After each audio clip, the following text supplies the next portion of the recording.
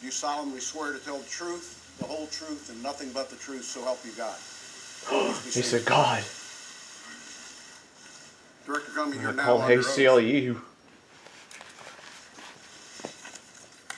And No Democrats complained about the God issue members, during that. you Never will why. be recognized by seniority for a period up to 7 minutes. And again, it is the intent to move to a closed session no later than 1 p.m. With that, Director Comey, you are recognized. You have the floor for as long as you might need. Thank you, Mr. Chairman. Ranking Member Warner, members of the committee, thank you for inviting me here to testify today. I've submitted my statement for the record, and I'm not going to repeat it here this morning. Be a little I thought I'd higher. just offer some very brief introductory remarks, and then I would welcome your questions. When I was appointed FBI Director in 2013, I understood that I served at the pleasure of the President.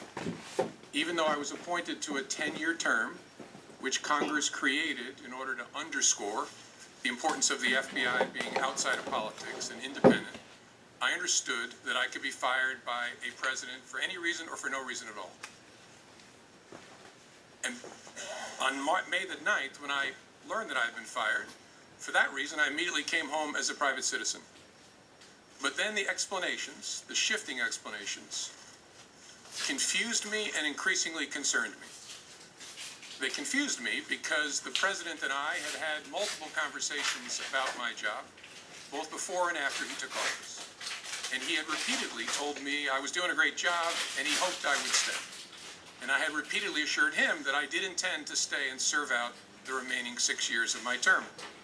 He told me repeatedly that he had talked to lots of people about me, including our current Attorney General, and had learned that I was doing a great job and that I was extremely well liked by the FBI workforce.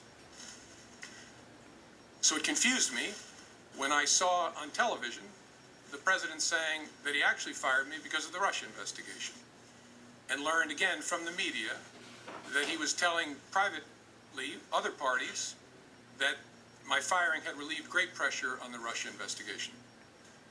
I was also confused by the initial explanation that was offered publicly that I was fired because of the decisions I had made during the election year. That didn't make sense to me for a whole bunch of reasons, including the time and all the water that had gone under the bridge since those hard decisions that had to be made. That didn't make any sense to me.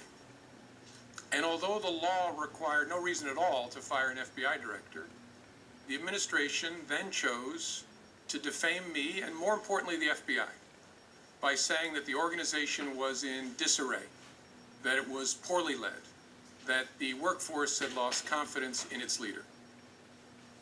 Those were lies, plain and simple. And I am so sorry that the FBI workforce had to hear them, and I'm so sorry that the American people were told them. I worked every day at the FBI to help make that great organization better. And I say help because I did nothing alone at the FBI. There are no indispensable people at the FBI. The organization's great strength is that its values and abilities run deep and wide.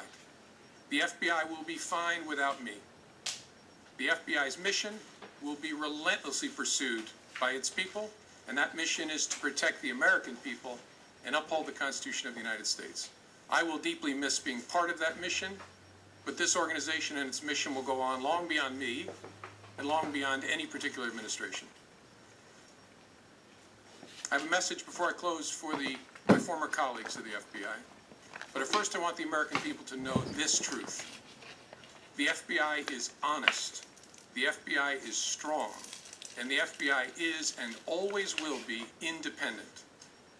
And now to my former colleagues, if I may. I am so sorry that I didn't get the chance to say goodbye to you properly. It was the honor of my life to serve beside you, to be part of the FBI family, and I will miss it for the rest of my life.